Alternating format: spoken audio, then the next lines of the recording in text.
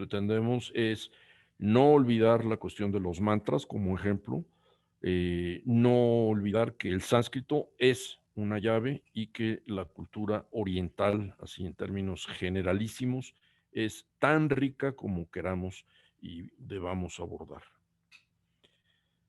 Ahora, todo conocimiento empieza con una curiosidad. Entonces, les he puesto esta idea desde el primer día que empezamos estas sesiones. Es una semilla, la semilla que eventualmente cada uno de nosotros se llevará, porque aquí vamos a dar un barniz, una serie de ideas preseleccionadas, filtradas, de acuerdo a lo que yo les quiera mostrar, etcétera, pero se convierte en algo propio, en un proyecto personal, una curiosidad que yo me llevo. Y hoy en día que existe la facilidad del Internet y de San Google, yo puedo buscar quién era esa diosa que mencionó, que no me acuerdo cómo se llama, y entonces puedo leer más y pasado mañana me interesa y luego resulta que me encuentro una cita y se va haciendo una cadenita de curiosidades que yo me la llevo todo el tiempo que quiera. Y eso es lo que genera conocimiento a nivel personal. Si eso tiene que ocurrir, si eso va a ocurrir, es porque una primera curiosidad, y esa curiosidad hay que sembrarla mediante una semilla, y esa es la estrategia que yo prefiero utilizar. Yo dejo una serie de inquietudes, tal vez respondo algunas dudas, permito las discusiones a través de los chats en el momento que sea de toda la sesión. Al final abrimos pues, un poco el foro de quien le interesó, etcétera. Y la estrategia, la metodología, como se dice en el mundo académico, es que yo ahora les planteo una serie de cosas y al final les pregunto qué es lo que más les gustó, qué es lo que más les interesó, qué es lo que más les disgustó. Decíamos en las pláticas anteriores a esta sesión, esos budas son re feos, asustan, pues sí, tienen una razón de ser y es parte de lo que pretendemos explicar. Entonces puede que no me guste, pero sí me llaman la atención por alguna razón. Entonces la pregunta es, ¿qué te llama a ti la atención y por qué? No nada más porque puso una foto bonita, sino qué es lo que te mueve en sentido de querer explorar más. Entonces, como verán en la esquina superior derecha, tenemos que hacer un pequeño repaso, porque el budismo es muy complejo. La cantidad de dioses es gigantesca y entonces siempre conviene ir hacia atrás y hablar de cosas aunque ya hayamos hablado de ellas. Entonces, está el tema de las manifestaciones y esa es una palabra que no le quise poner comillas precisamente para no confundir, pero en realidad manifestaciones, representaciones, apariciones, epifanías, le pueden llamar como quieran, pero quiere decir que son personajes que ahí están. Y entonces vamos a la segunda definición, dioses. En este mundo no hay dioses, no hay ni dioses, ni demonios, ni cielo, ni infierno, ni purgatorio, ni bien, ni mal. Es una rueda cíclica de la existencia que se repite y se repite y se repite en función de las acciones buenas o malas que hayamos acumulado. Y los dioses son elementos luminosos que están en la parte donde debemos de tender a estar, a diferencia de los demonios, que no son demonios, pero que están en la parte oscura. Los unos se dedican a hacer el bien, la luz como sinónimo de lo positivo, lo luminoso, y los demonios como habitantes del reino del mal, de la oscuridad, de la falta de luz. Entonces, dentro de las manifestaciones de estos seres del budismo, para empezar, tenemos algunas de las muchísimas, esto lo hemos visto en otras sesiones, a los que estén interesados, pues siempre puedan volver a ello, pero hay las reencarnaciones. Los bodhisattvas pasan de un paraíso a otro hasta que las condiciones o su propia voluntad les permiten reencarnar en nuestro mundo. Y entonces el Buda histórico, Sakyamuni Buda, pasa por una serie de reencarnaciones. Shakyamuni Buda es el mismo que Gautama Buda, es el ser humano, pero habrá un Buda futuro que se llama Maitreya. Hay un Buda medicinal que se dedica a la sanación, que es mala, y luego hay Dipankaras, el Kashyapa, hay muchas reencarnaciones hasta que en este mundo Buda alcanzó el parinirvana, es decir, se iluminó de manera definitiva, ya no habrá reencarnaciones. Más o menos eso dice la teoría, porque no habrá reencarnaciones, pero falta que llegue Maitreya, que es el Buda futuro. Así que este mundo oriental está lleno de cosas difíciles de comprender. Buda se ilumina de manera definitiva, pero todavía falta uno que va a venir. Por fin, definitiva o falta uno. Pues así es y así es. En el caso de la meditación, es decir, personajes que no es que vigilen, sino que apoyan la búsqueda del ser humano para lograr la iluminación, y es uno de los preceptos, una de las 4 nobles verdades que establece Buda. Todo ser humano se puede iluminar, puede lograr romper esta cadena cíclica de reencarnaciones, y la manera de lograrlo es meditando. Meditando, y hay muchas técnicas, y hay muchos propósitos y objetivos, y que si el awareness, y que si la vacuidad, en fin, hay una serie de preceptos que están relacionados con la meditación, pero esto está avalado, está soportado, está testificado por algunos personajes que están directamente relacionados con la meditación, como es Amitabha, Amitabha Buda.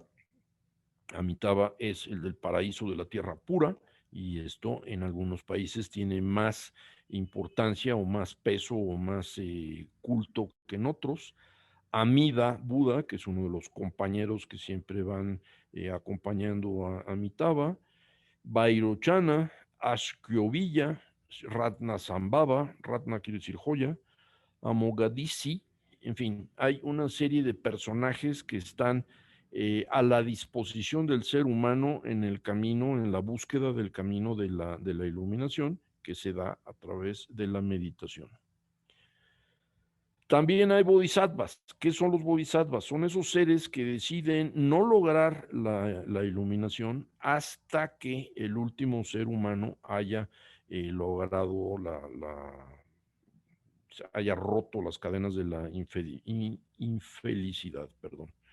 Entonces, uno de ellos es Samantabhadra, otro es Vajrapani. Vajra quiere decir que utiliza como herramienta el trueno, el diamante, la dureza y la fuerza.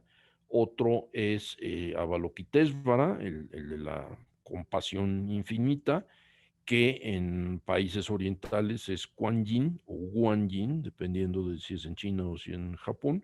Y curiosamente, como hemos mencionado ya, Avalokitesvara es un personaje masculino en la zona tibetana y de India, y en el oriente es un personaje femenino.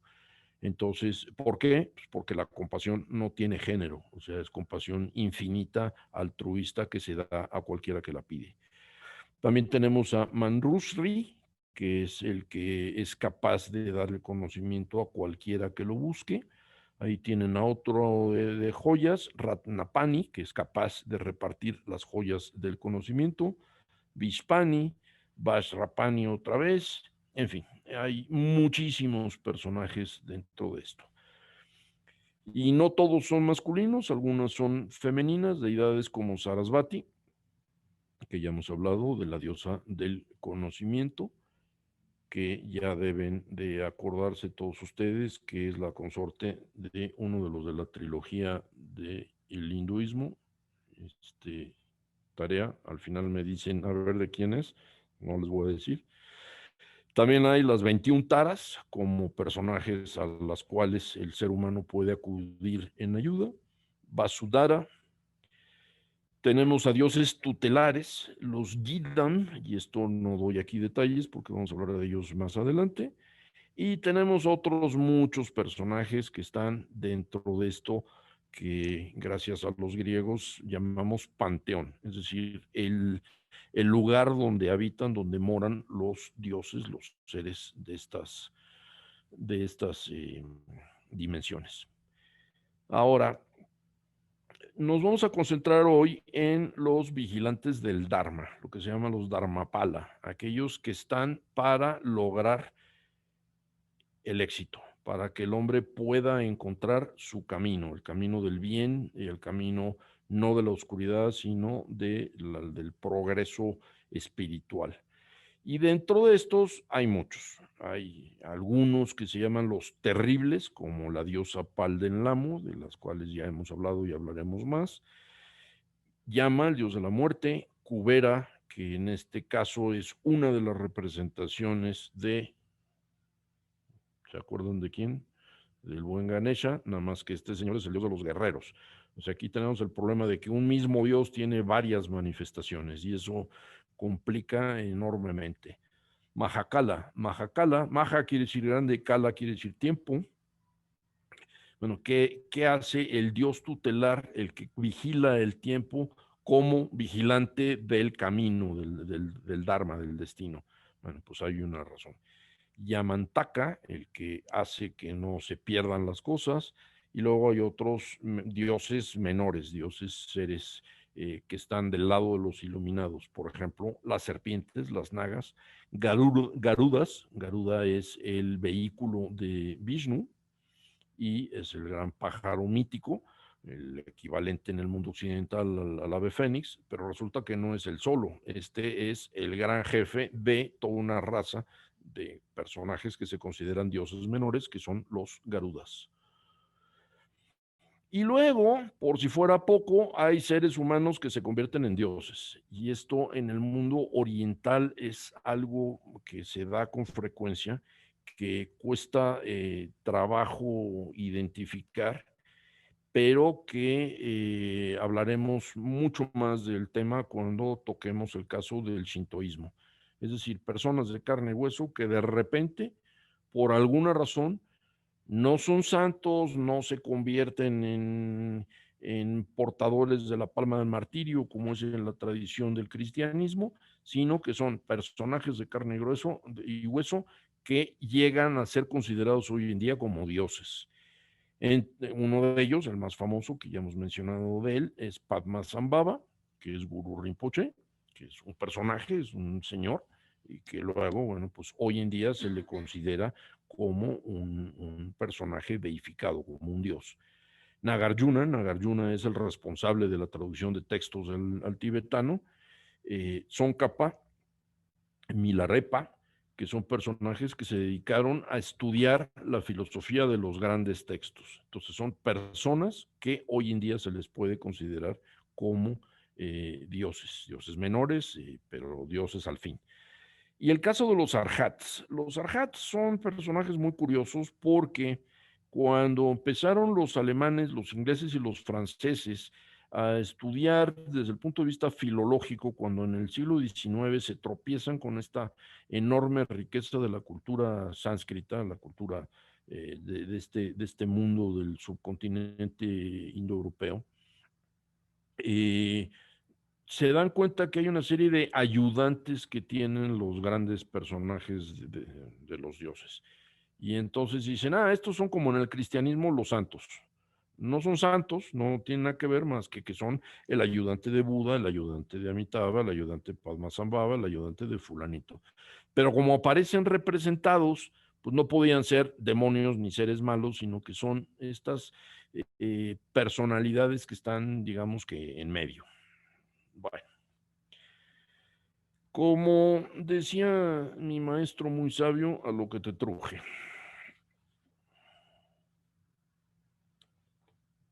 ¿Me pueden contestar a través del chat qué es el Dharma?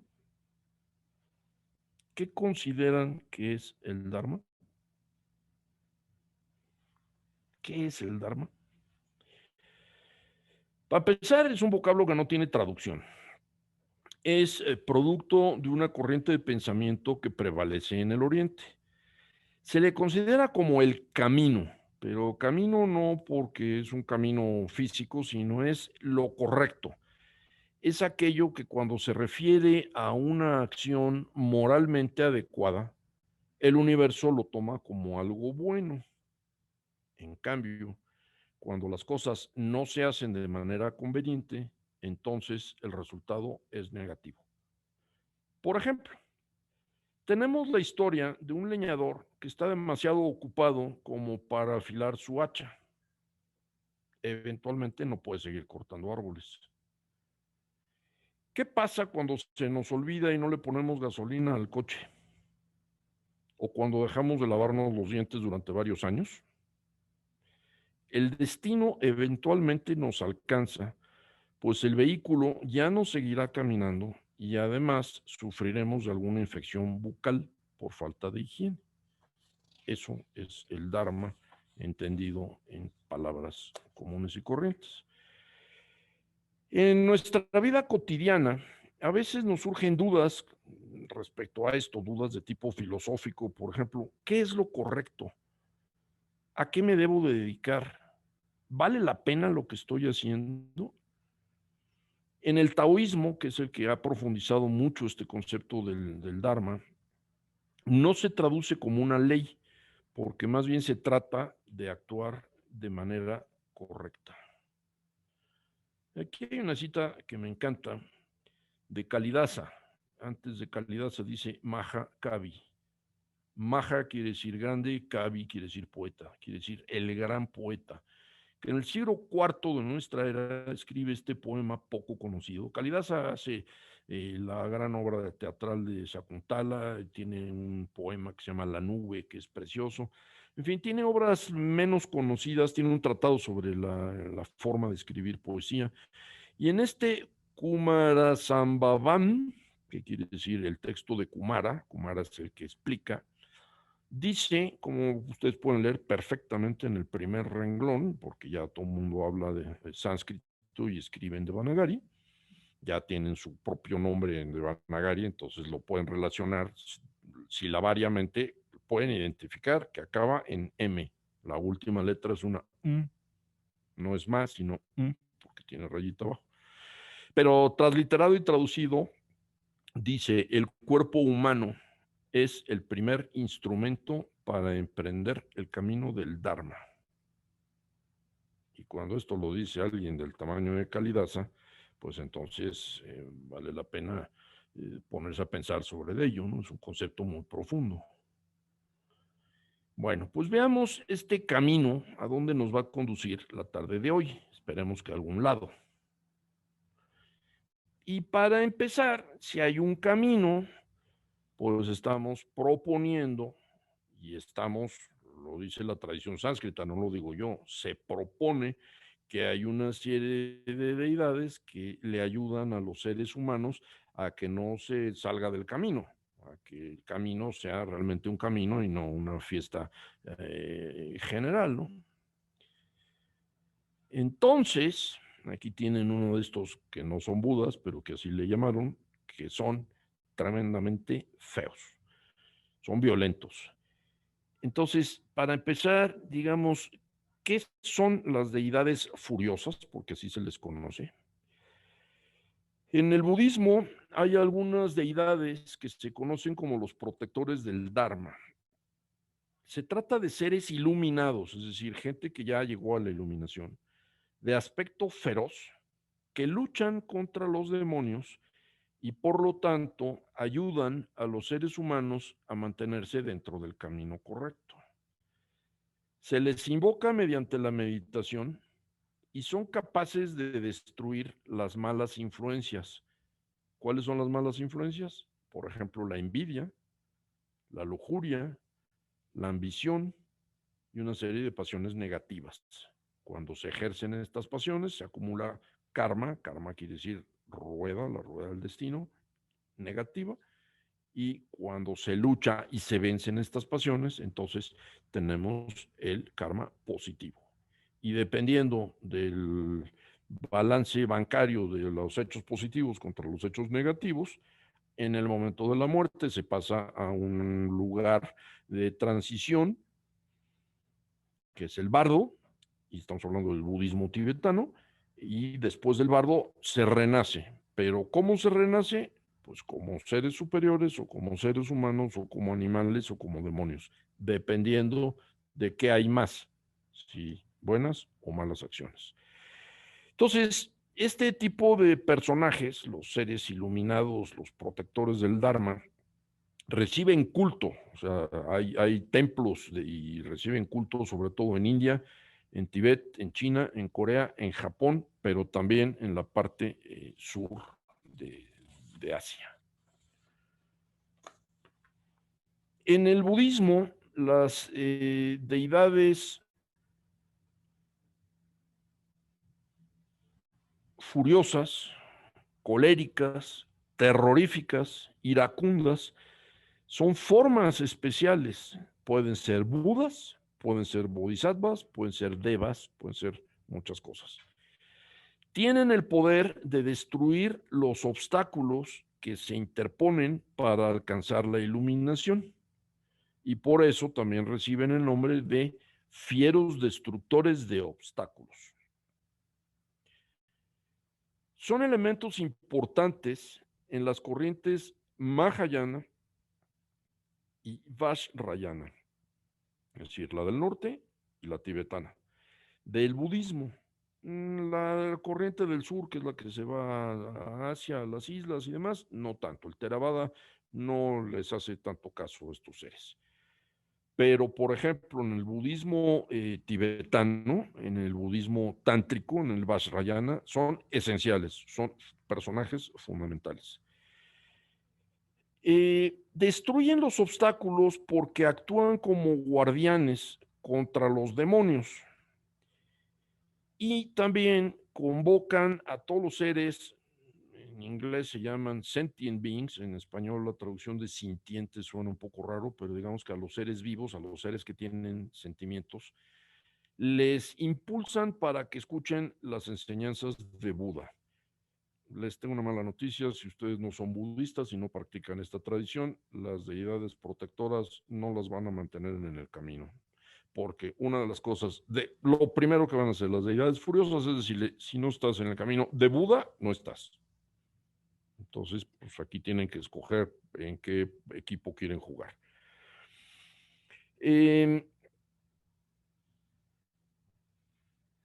No solo son personificaciones de seres que ayudan a los humanos en el camino de la iluminación, sino que también representan la energía y la fuerza que se necesita para transformar factores mentales negativos en sabiduría y compasión. Por eso son tan importantes. Representan el poder y la compasión de la actividad iluminada, que utiliza muchos caminos para guiar a todos los seres humanos, utilizando el poder transformativo de la energía. Por eso entran en juego las técnicas del Tantra, que lo que hacen es utilizar emociones negativas como parte del camino de la iluminación del ser humano. Estas deidades furiosas utilizan la pasión, la agresión, la desilusión para conquistarlas en forma inmediata. Las abordan, las conquistan. En el arte budista tántrico, que como verán es endemoniadamente complicado de entender por su riqueza, por su colorido y por la cantidad de detalles que tienen, se representan como imágenes terroríficas, es como si fueran demonios, con ornamentos repulsivos. Por ejemplo, utilizan elementos mortuorios y atributos sexualmente evidentes. Entonces, estas imágenes, a la vez fieras y sensuales, representan el veneno como el propio antídoto para controlar los objetos y con eso lograr una fuerza liberadora. En realidad son metáforas para poder lograr la iluminación.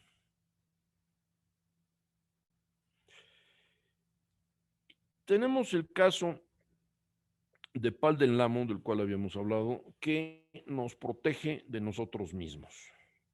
Es decir, esa es su función principal. No es que ella gane, o sea, Pal del Lamo es la una de las manifestaciones fundamentales de la corriente del budismo tibetano. Recordemos, mencionamos la vez pasada, que ella decide eliminar el budismo en su forma sangrienta y perenne que estaba manifestándose en una determinada región. Y entonces su marido le dice que su estirpe va a continuar porque ya tiene un hijo y porque ella no puede hacer nada en contra de eso. Entonces un día él se va y cuando regresa la reina Palden Lamo ya había cocinado al hijo en un perol, le quitan la piel y sale corriendo en una mula, y entonces con eso se termina la dinastía de ese budismo tan sangriento que estaba imperando en esa región. Ella se va, huye en una mula que tiene una serie de atributos que vamos a hablar, y entonces el rey furioso lanza una flecha. No le hace nada a ella, simplemente esa flecha se convierte en el tercer ojo que tiene la mula, con lo cual la mula puede ver el pasado, el presente y el futuro, y ella se dedica a hacer el bien y a demostrar que hay una forma de seguir el gobierno del pueblo sin crueldad. Entonces, a partir de entonces, ella decide que va a ser la protectora de los Dalai Lama, del pueblo tibetano, de la ciudad de Lhasa, que es la capital de Tíbet, y es un personaje que representa, pues eso, el Dharma y su vigilancia. Entonces, no es nada más que actúa como mujer guerrera, como violenta, como otras mujeres, sino que además tiene la peculiaridad de que logra proteger, no solo que nos salgamos del camino o que nos vayamos del camino, sino que nos protege de nosotros mismos. Esto es algo que se va a mencionar un poquito más adelante, porque en la corriente del psicoanálisis, eso de que nos protege de nosotros mismos lleva al concepto de la psique, de una serie de cosas que ahorita nos van a comentar. Pero esta mujer es capaz de cortar la ignorancia, la furia, los obstáculos, protege de situaciones peligrosas, y su forma de su apariencia es de piel negra azulosa, y se dice que es suficientemente horripilante como para que hasta el demonio más terrorífico huya a buscar refugio. O sea, parece un demonio caníbal. Va desnuda, lleva el cuerpo cubierto de serpientes, como vestimenta lleva jirones de seda negra, una piel humana desollada, un taparrabos. Va adornada con joyas, huesos, cadenas rotas. Como personaje humano que fue, tiene nada más una cara y dos brazos, porque luego las deidades suelen tener muchos brazos. En la boca está destruyendo el demonio de las aflicciones mentales. Tiene 4 colmillos que son la concentración, la circunspección y la diligencia. Y se supone que la concentración requiere tal esfuerzo que lleva 2 colmillos de los 4. Tiene una cabellera roja que se agita al viento para representar el conocimiento perfecto, capaz de quemar las concepciones mundanas que son las causas del sufrimiento, como lo dijo Buda. Lleva una corona con 5 calaveras que indica que han vencido los 5 venenos. ¿Cuáles son los 5 venenos? Los que mencionamos antes: ambición, furia, ignorancia, orgullo y celos. En la frente lleva bien abierto el tercer ojo de la sabiduría, y en el cuerpo lleva otras marcas de sabiduría y compasión. Lleva una corona con un parasol de plumas de pavo real, lo cual indica que ha alcanzado ya la realización perfecta. También tiene un largo collar con 50 cabezas cortadas, recién cortadas, sangrientas, que están amarradas con un alambre que simbolizan intestinos. Y las 50 cabezas corresponden a los 50 estados mentales que hay que cortar para lograr la iluminación. Ahí les dejo de tarea que ustedes se pongan a ver cuáles son esos 50 estados. Cuando mediten hoy en la noche y digan, ¿qué hice el día de hoy? Y no van a llegar a 50 porque es realmente complicado. La frente, pómulos y barbilla de Palden Lamo están cubiertos respectivamente con cenizas, sangre y grasa humana. Como verán, es toda una belleza la señora. Monta una mula y con ella atraviesa un agitado océano de sangre y grasa en medio de una oscura tormenta de viento y chispas de fuego. En una mano lleva un mazo adornado con calaveras y en la otra lleva un recipiente hecho con el cráneo de un niño ilegítimo, es decir, producto del incesto, lleno con sangre que representa un amuleto mágico. De su oreja derecha sale un león rugiente y de la oreja izquierda sale una serpiente venenosa. Y dentro de esta belleza que podemos quitarnos el sueño con una pesadilla, tiene vientre voluminoso, senos flácidos y miembros delgados. O sea, es toda una belleza el personaje. En la mula lleva 5 armas mágicas. Una vara con la cual, como si fuera un abaco, lleva la cuenta de las maldiciones y la lleva metida en el cinturón de serpientes. Acuérdense que va desnuda. También lleva un par de dados para la adivinación. Lleva una bolsa de piel llena de enfermedades contagiosas. Lleva un paquete de maldiciones, yo no sé por qué rojas, pero así dice la tradición budista, que cuelga entre las serpientes al frente de su silla de montar. Y también lleva una madeja de hilo con varios colores. Es decir, con eso va a atar los malos sentimientos y los demonios. La silla de montar de la mula está hecha con piel humana y tiene la calavera de un demonio en la parte frontal y la quijada del demonio en la parte trasera. Es decir, ya mató a uno. Las riendas de la mula están hechas con serpientes venenosas y la mula tiene 3 ojos. Tenía 2 antes de escaparse y con la flecha le quedó el tercero en la grupa. Por lo tanto, puede mirar un ojo al pasado, otro al presente y otro al futuro. Aquí tienen a la bella damisela, con todo lo que les expliqué. No sé si alcanzan a ver. ¿Se ve mi cursor en lo que estoy mostrando? Bueno, pues esta es la cabellera roja. Esta es la escena de sangre, fuego y viento de tormenta. Aquí tienen, esto se ve muy claramente, la bolsita de las pieles. Ya se echó al plato a un demonio. Aquí tienen el tercer ojo en la grupa de la mula. ¿Alcanzan a ver? Aquí, atrás. ¿Sí se ve el cursor? O sea, la mula mira adelante con un ojo, el otro ojo lo tiene del otro lado de la cara, en la cabeza, y este es el ojo de la grupa. Aquí hay una serie de simbolismos endemoniados. Por ejemplo, en el ombligo lleva el sol, que simboliza que se puede iluminar. También lleva el símbolo de la luna, porque en el Tantra la fuerza de los opuestos es lo que genera la energía capaz de tra.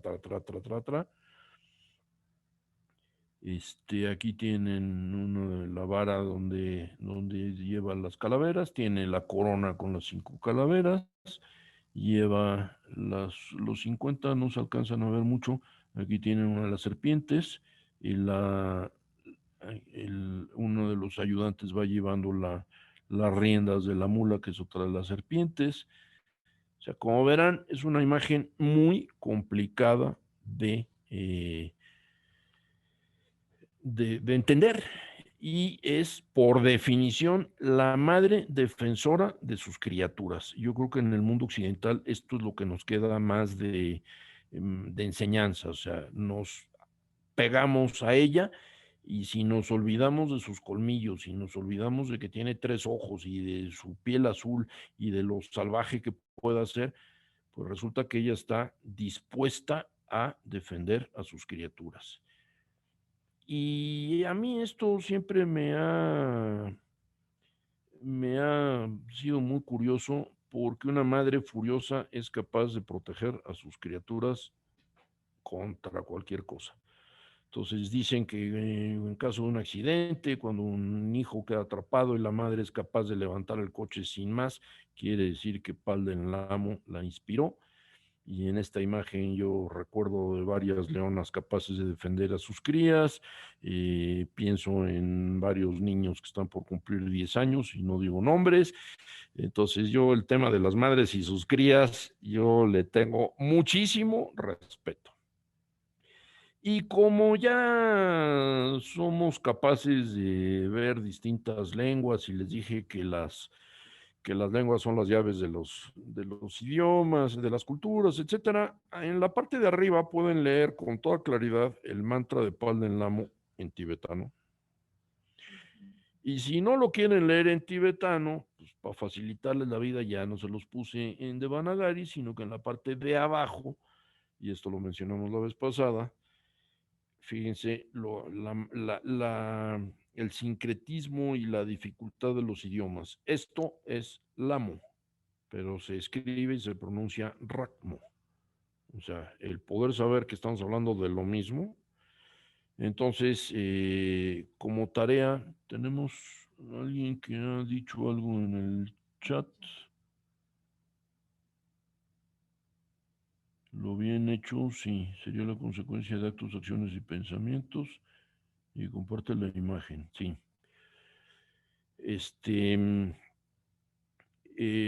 Pregunta al chat, ¿quieren que se los lea en sánscrito transliterado porque mi pronunciación en sánscrito es malísima, pero ¿qué dice, qué dice el populus? Sí, va. Bio Rakmo. El bio es algo así como el om, es una introducción. Bio Rakmo, bio Rakmo, bio Rakmo. Yo Rakmo.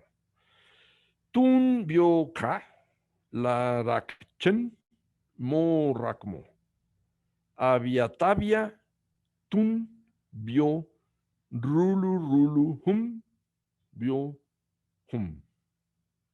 El hum ya habíamos visto que es el decir salve, hasta aquí. Hablamos de la diosa y le rendimos pleitesía. Cualquiera que hable sánscrito y me oiga, me va a llamar y va a decir, a ver, va de nuez. Bueno, significa que ella nos proteja.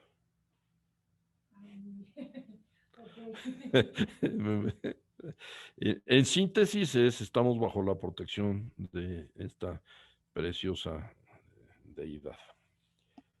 Bueno, las deidades protectoras, porque resulta que son todo un ejército. Los protectores del Dharma, o sea, porque ya dijimos que no todos son dioses, nos provocan reacciones. ¿Por qué las feroces deidades de la iluminación son repelentes y fascinantes para nuestra mente occidental? ¿Por qué? O sea, ¿por qué si Palden Lamo es tan fea, tan furiosa, tan demoníaca, por qué estamos hablando de ella hoy? O sea, ¿qué atractivo nos produce? ¿Qué tienen de atractivo los colmillos? Un collar de 50 sangrientas cabezas cortadas y una bolsa de enfermedades para destruir a los enemigos. Saludos a los que se acaban de reunir y sobre todo siendo amigos, querido amigo. En cuanto tengas oportunidad, Manlio levantó la mano para participar. No era saludo, yo también lo levanté. Entonces, ¿qué atractivo puede tener un personaje que lleva una bolsa de enfermedades para destruir a los enemigos? Yo quisiera una bolsa de esas porque tengo muchos a los que les podía yo dar un regalito. Un demonio caníbal que lleva el cráneo lleno de sangre de un niño producto de incesto, pues no parece ser nada agradable. Pero la repulsión solo se puede contrarrestar cuando se comprende que se trata de un símbolo, y un símbolo muy complejo porque se refiere a la psique humana. Para los practicantes del budismo tántrico, no hay nada repulsivo en estas deidades furiosas. El simbolismo es tan profundo que debe subrayarse mediante imágenes terroríficas. Entonces, vamos a dar algunos ejemplos. Este es nuestro amigo, el dios de la muerte. Pero antes de hablar de esto, hay que decir que los personajes estos furiosos se clasifican, digo, este afán occidental de clasificar todo, hay varios tipos. Hay una cosa que se llaman los yidams, que es una forma de budas y bodhisattvas en el Vajrayana, la corriente tibetana, que se supone que el practicante del Tantra recibe una iniciación a través de un mandala con una deidad que le va a servir de meditación específica. Y entonces practica meditaciones complejas en esa deidad específicamente para lograr una transformación personal. Y esto es la base, por ejemplo, del yoga orientado a las deidades, que es central en formas de este budismo tibetano, en que la práctica de la visualización es fundamental y por eso lleva una iconografía específica a través de estos de mantras y de las imágenes, que es lo que se conoce como yidams. Entonces, los yidams pueden ser pacíficos, pueden ser furiosos, pueden ser semifuriosos, que tienen las dos características, tanto de pacíficos como fieros, y cada categoría tiene un tipo de imagen distintas. A su vez, estos yidams tienen dos formas en que se presentan. Pueden ser masculinos o pueden ser femeninos. Los jerukas, jeruka en tibetano quiere decir literalmente bebedores de sangre, son seres masculinos que tienen una forma fiera de expresar su desapego del mundo de la ignorancia. Y hay algunos que vamos a ver, como Mahakala, que es a mí el que me encanta, el del tiempo. Por eso es el desapego, porque si vivimos atados al tiempo, pues lo que vamos a vivir es sumergidos en la infelicidad. Por eso este concepto del tiempo es particularmente importante.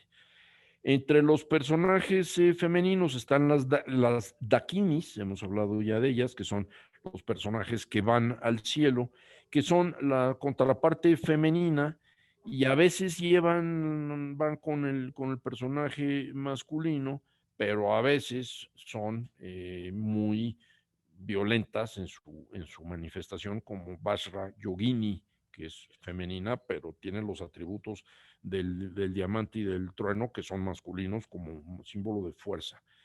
Entonces, para que esta cuestión a nivel visual, a nivel imagen, le sea posible al que medita sobre esta imagen, resulta que entonces tenemos los famosos Yabyum, es decir, un personaje masculino y un personaje femenino unidos de manera sexual, y es parte de yo diría escenografía, pero no es parte de la escenografía, es parte del rito tántrico de cómo el manejo de la energía logra que se rompan los apegos a los demonios. Otra categoría son lo que se llaman los reyes de la sabiduría, que son manifestaciones de Buda como protectores, como mensajeros, como defensores, simple y sencillamente, del Dharma. Entonces hay algunos casos particulares que son muy interesantes. Por ejemplo, les voy a mostrar un caso que a nosotros, a Yolo y a mí, nos fascina en Japón, que son personajes que dicen, no, mira, qué curioso está, por su color, por lo que hacen, por hasta los chismes de las familias, cómo se protegen de ellos. Aparte de los reyes de la sabiduría, también tenemos el caso de los viles protectores, bueno, viles entre comillas, de los protectores a secas, que son o protectores a secas, que en sánscrito quiere decir pala, o los protectores del Dharma, el Dharma pala, que son Seres poderosos, que pueden ser budas o bodhisattvas o dioses, devas, que protegen a la religión y a la comunidad de obstáculos en la práctica. Por ejemplo, son estos que mencionábamos de Garuda, Nagas, Gandharvas, los Ashuras, y hay algunos particulares que son los protectores de los reyes. Entonces, por eso intervienen ahí la cuestión de los Dalai Lama. Y estos Dharmapala, los protectores del Dharma, normalmente hay 8 principales, porque aquí nunca se puede decir esto es y punto. Entonces, los 8 principales Dharmapalas son los que voy a mostrar a continuación en un resumen. El dios de la muerte, el gran negro, que es el del tiempo, el conquistador de la muerte, el dios de la riqueza, el que tiene el cuello de caballo, la protectora de Tibet, que se llama, ¿cómo se llama? Paldenlamo, esa mera. Ya veo que no están durmiendo y que me están oyendo. Sangpa, que es un dios blanco, y el dios de la guerra en Mongolia. Entonces, pues vamos a ponerles algunos ejemplos para que se diviertan de los protectores del Dharma. Y empezamos con este buen amigo, que es el dios de la muerte. Milagro de la tecnología. Ya me dejó verlos a ustedes y la imagen a la vez. Llama el dios de la muerte. ¿Y este señor de qué la gira? Pues en la mitología también recibe el dios del infierno y es un dios furioso que juzga a los muertos y preside el dominio de los infiernos o purgatorios. Aquí no hay arriba ni abajo y el purgatorio no tiene el sentido de lugar temporal de castigo mientras se van al cielo. No funciona así, sino que es una rueda cíclica donde los seres humanos están renaciendo de acuerdo a sus acciones buenas o malas y si de alguna manera requieren pasar a seres demoníacos o tener un castigo, el que se encarga de que esto ocurra es Yama. Entonces, se le tiene miedo, se le tiene respeto, se le rinde culto, etcétera. Es un protector. Luego tenemos Mahakala, también llamado el Gran Negro. Ya se imaginarán de qué color tiene el cuerpo, ¿no? Si se llama el Gran Negro, podría haber sido el Gran Azul, porque aquí negro y azul en la literatura tienen vocablos similares, ¿eh? Este señor lleva cuchillo para desollar y lleva un cuenco de calavera. El cuchillo para desollar es un elemento iconográfico muy importante en el budismo, porque es un cuchillo desigual, asimétrico, curvo, y sirve para romper los apegos. O sea, el desollar es que se supone que los apegos son representaciones del demonio, entonces te voy a quitar la piel porque eres el hijo del rey malo, pero en realidad lo que estoy haciendo es una acción buena para asegurarme de que ocurre. Entonces, el cuchillo de desollar en realidad es un cuchillo para que tú puedas deshacerte de tus elementos negativos. Y pasa exactamente lo mismo, no es un protector y no voy a hablar de él, pero Manrushri, que me cuesta mucho trabajo pronunciar, lleva una espada flamígera, es el San Miguel Arcángel del budismo, una espada azul, porque es capaz de cortar todo lo que te impide llegar a la sabiduría y el conocimiento. Es decir, tus propios miedos, tus propios... Y lo hace con una espada azul flamígera. Manrushri.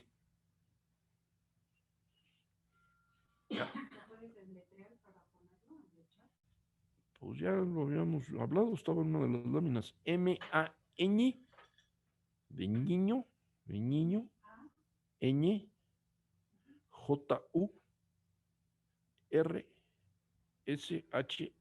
Manrushri. No, y latina, quiere decir señor, quiere decir importante.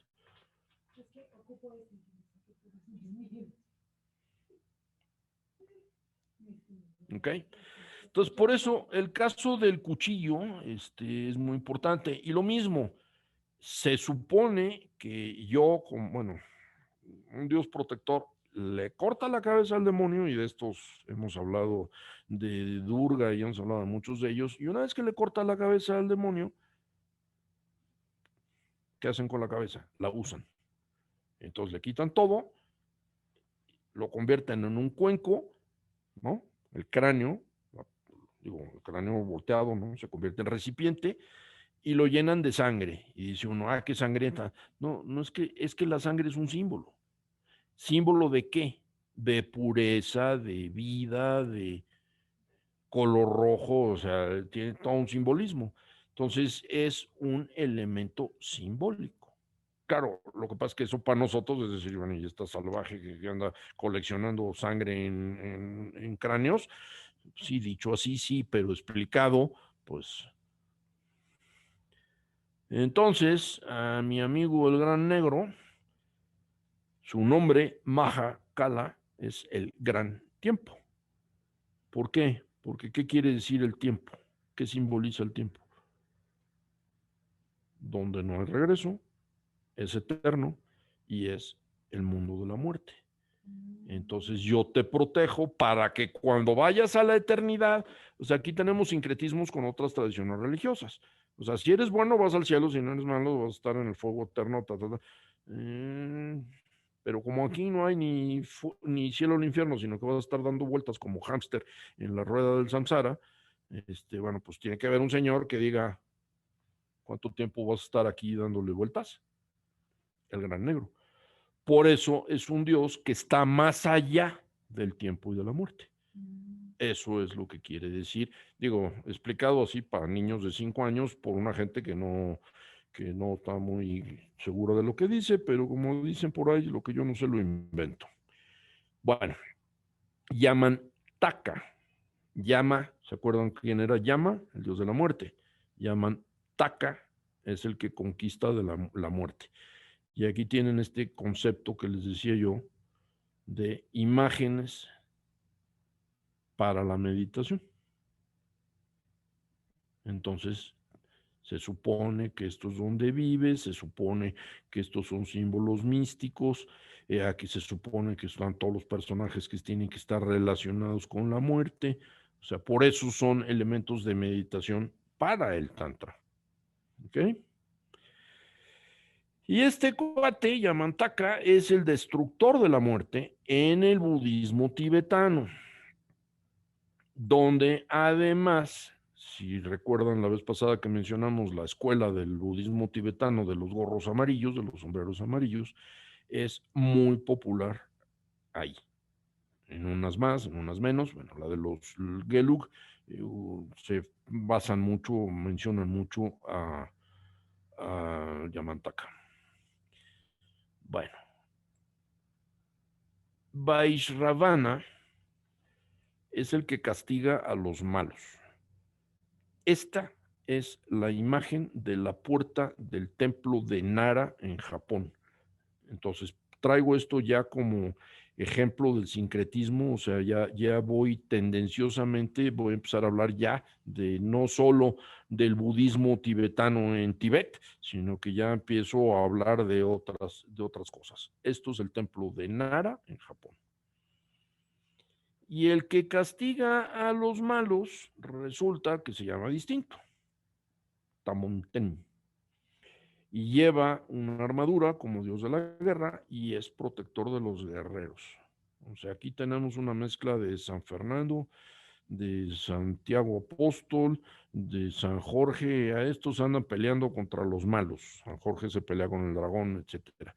Entonces, es el caso de estos personajes que ayudan en la lucha contra el mal. Bueno, y quién, perdón. Perdón. Aquí esto me está haciendo. ¿Por qué me está haciendo cosas que no quiero que haga? A ver, aquí estamos.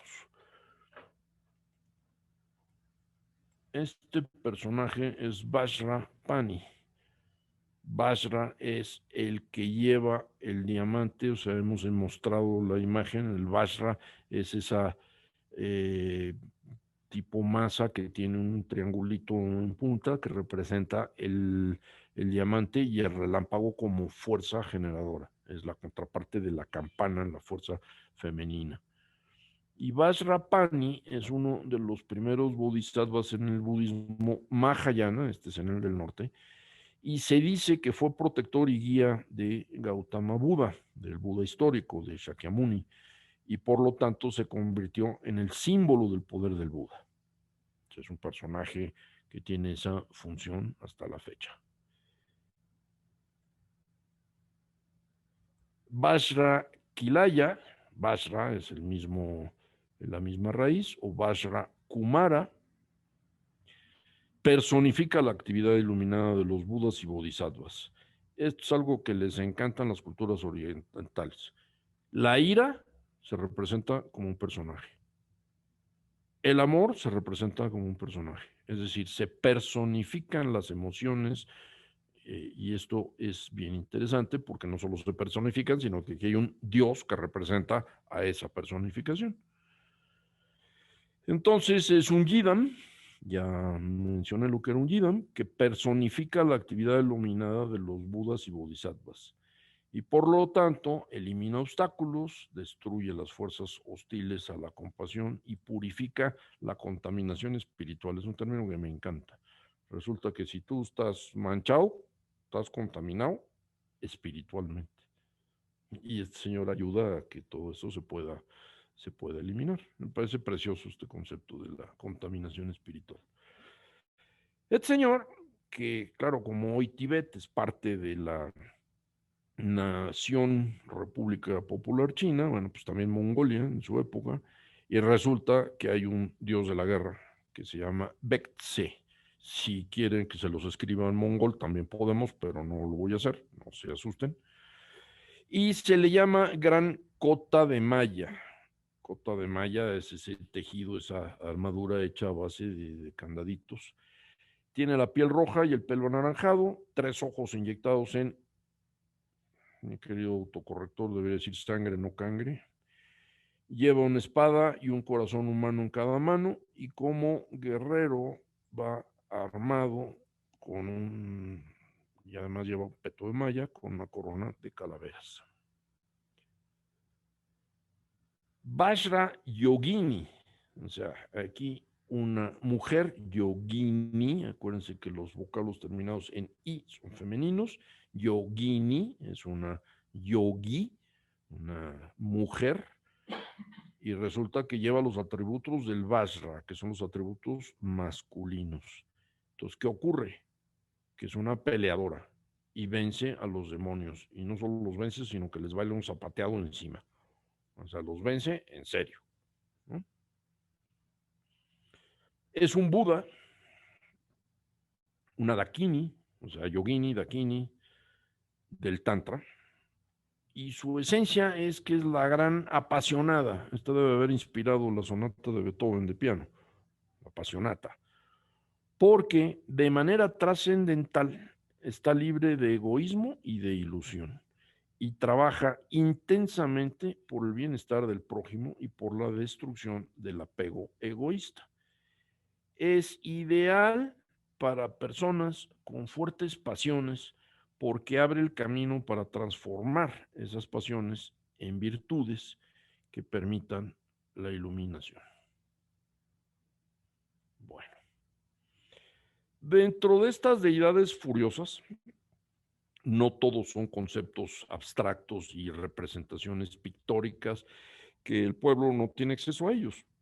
En los templos sí están pintados, pero el pueblo va a los templos. Y entonces en los templos funciona distinto. Por ejemplo, y esto es una experiencia que tuvimos en plural, Yolo y yo, en la zona del oriente de Tokio, en Asakusa, en Japón, se encuentra un templo budista que se llama Sensoji, que está dedicado a Kannon, alias Wanjin, alias Avalokitesvara, el bodhisattva de la compasión, pero en su forma femenina. Cuando uno llega como vil turista occidental y te dicen, no, esto es canon, pero es Avalokitesvara, dices, a ver, pero si Avalokitesvara lleva bigote y este lleva vestido largo. Ah, y entonces tienes que, alguien te explica, ah, no, lo que pasa es que tú de budismo no sabes nada, ¿verdad? Y no, sí, efectivamente no tengo ni la más remota idea ni la entiendo. Es el templo más antiguo de Tokio. Se fundó en el año 628 y se dedicó en el 645. La leyenda dice que dos pescadores en el río Sumida, que es donde está la parte oriente de Tokio, se encuentran una imagen tallada en madera de una representación de Avalokitesvara y dicen, ah, esto nada, y la vuelven a echar al agua. Y el, y el leño vuelve a salir y les caen las manos, ¿no? Entonces dicen, oye, ¿y este? ¿Por qué volvió? Pues que ya no lo habíamos tirado al agua, sí. Lo vuelven a tirar y ¡bum! Vuelve a salir. Entonces dicen, no, este quiere quedarse aquí. Y entonces fundan un templo, pagan sus 4 pesos porque eran pescadores, y a partir de ahí viene el emperador y dice, ¿y esta imagen? Fíjese, señor, lo que nos pasó. Y ¡boom! Hacen un templo fenomenal, ¿no? Ahí tienen el ejemplo del templito, Sensuji. Y es un templo único desde el punto de vista arquitectónico, el cual será motivo de otro juego, no hoy, porque resulta que estas pagodas, que en este caso son 6, tuvieron, como todos los templos y todas estas cosas, incendios, y entonces resulta que es una reconstrucción, pero es el único templo en Japón que tiene 2 pagodas, una de cada lado. Los templos tienen una, las pagodas tienen el mismo precepto, concepto de las estupas, son lugares donde hay reliquias y demás, pero en todas tienen uno, nada más que este es tan rico, tan rico, tan rico, este templito, que tiene 2 pagodas simétricas de la misma altura. Entonces el templo de Sensoji es así como decir, wow. Bueno, y aquí tienen ejemplos de los vigilantes de templos budistas. Estos son los de Nara que les enseñaba yo, el furioso. Pero, ¿cómo son estos vigilantes furiosos? Bueno, aquí tienen un ejemplo de los muchos que hay. Raijin, el de la izquierda de la imagen, y Fujin, en un biombo del siglo XVII, pintado con oro. Y esto está en el Palacio de Kioto. Kioto fue capital del imperio hasta la fundación de la ciudad de Edo, hoy Tokio. Entonces la decoración del templo imperial es así como decir aguas. Y entonces tienen a los a los 2 vigilantes del Dharma, a la izquierda y a la derecha. ¿Y quiénes son Raijin y Fujin? Bueno, pues nuestro amigo Futen o Fujin es el dios del viento. Y esto está más ligado con el Shinto, porque la representación animística, es decir, de los espíritus, es muy importante. Y Raijin es el dios del rayo y de las tormentas, es el dios furioso. Entonces protegen, y protegen de una manera real contra los elementos, pero también son manifestaciones de los protectores del Dharma. Y eso es lo que es muy interesante. En el caso del dios de las tormentas, tal vez, el de la tormenta lleva, pues, con qué hace sus rayos y truenos de la tormenta, y el del viento, pues, ¿qué crees que lleva? Pues, la bolsa del viento. Esta imagen es conocidísima. Hay una copia, el original sigue estando en Kioto, pero hay una copia en el Museo Nacional de Tokio. Museo Nacional no solo de arte, sino la colección más grande de espadas y de armaduras y de telas y de todo lo que quieras y digas. Y resulta que la obra que se vende más en la tienda del Museo Nacional de Tokio es esta. Lo venden en papel, en postal, en folder, en póster, en rompecabezas. A los niños les encanta tener esta imagen. Entonces, Eh, sí, o sea, están bailando porque son menos demoníacos, son menos feos, claro, si le ves la cara, pues también.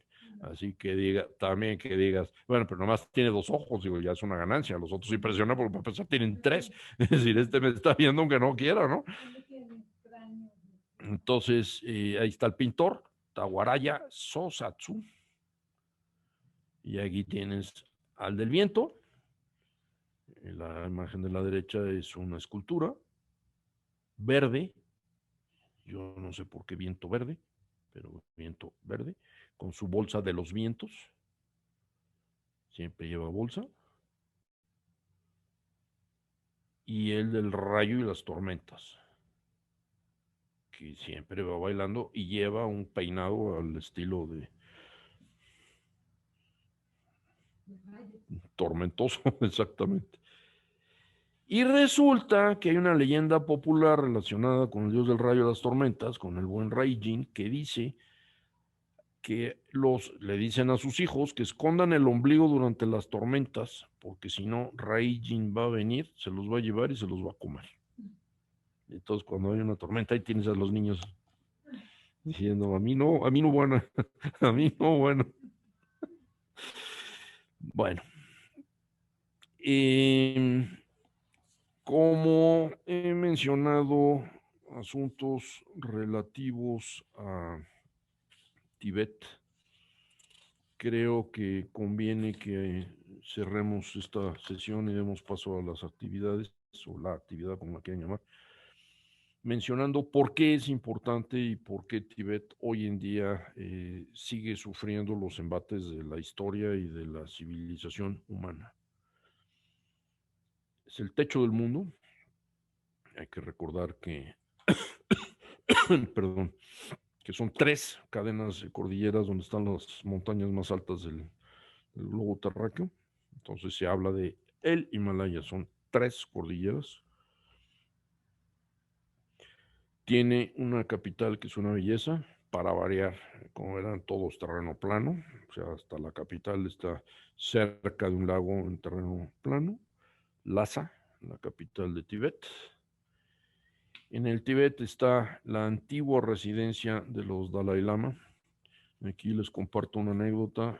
Mi maestro de sánscrito una vez llevó un grupo de meditación y de yoga, hicieron una serie de eventos en India y pasaron por Katmandú, por Nepal, que está en la base, desde ahí se ve el Everest, y entonces dijeron, pues vamos a Tíbet.